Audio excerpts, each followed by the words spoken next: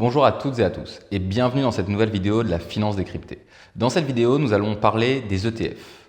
C'est l'un des véhicules les plus en vogue des 10 dernières années et nous allons vous expliquer comment ils fonctionnent, qu'est-ce qu'ils sont en réalité et quels sont les risques qu'ils embarquent. Un ETF, c'est un fonds d'investissement passif, c'est-à-dire qu'il n'est pas géré par une équipe de gestion classique. Il s'agit d'un algorithme qui va choisir les actions dans lesquelles il va être investi. Cet algorithme va répliquer un indice particulier ou un panier d'actions.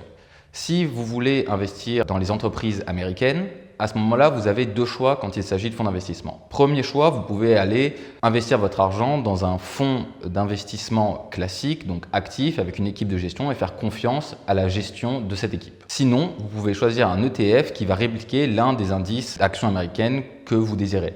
Par exemple, si vous voulez investir sur les large caps américaines, vous choisirez un ETF S&P 500, qui sont les 500 plus grandes capitalisations américaines.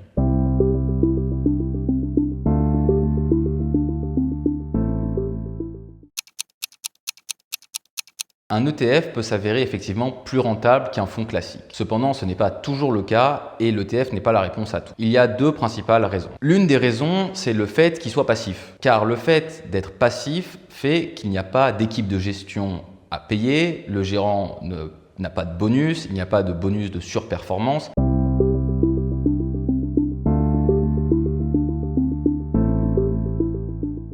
La deuxième raison, c'est que si l'on investit sur des marchés très globalisés type Action Monde ou Action Américaine, sur les 10, 15, 20 dernières années, les ETF tendent à battre les gérants quand il s'agit de performance.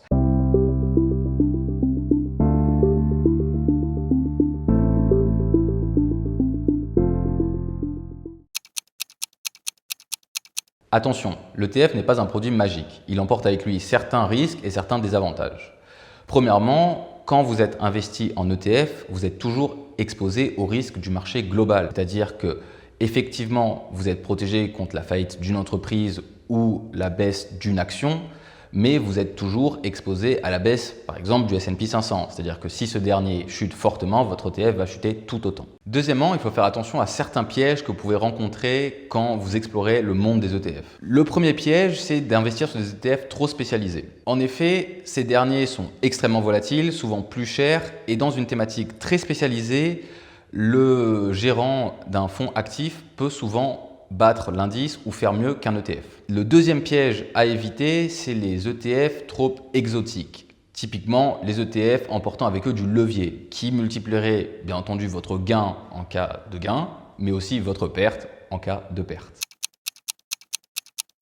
Il y a plusieurs facteurs à prendre en compte lorsqu'il s'agit de choisir un ETF. Le premier facteur, c'est bien entendu l'indice que vous voulez répliquer.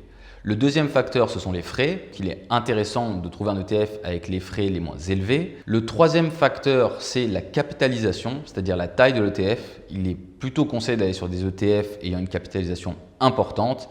Et le quatrième facteur, c'est le brand name de l'ETF ou la maison de gestion qui a créé l'ETF. Il est conseillé d'aller sur des maisons de gestion connues et réputées dans ce domaine-là.